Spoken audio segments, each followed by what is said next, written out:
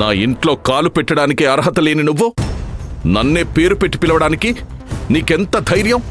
గుండె ధైర్యంలో, వ్యక్తిత్వంలో, మంచితనంలో నా భర్త కాలి గోటికి సాటి రాని నువ్వు మా అరవింద్ని పొట్టున పెట్టుకోవడానికి నీకెంత ధైర్యం?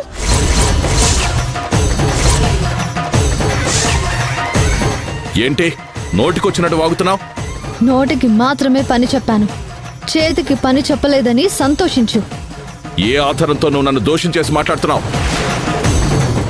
నేనే అరవింద్ను చంపాను అనడానికి నీ దగ్గర ఏం సాక్ష్యం ఉంది? అనవసరంగా నింద వేస్తే అస్సలు ఊరుకోను. నింద నిజమని ప్రూవ్ అయ్యే రోజు ఎంతో దూరంలో లేదు. నువ్వు దోషివి కాదు, నేరస్తుడివి అని సొసైటీకి తెలిసే టైం కూడా ఎక్కువ లేదు.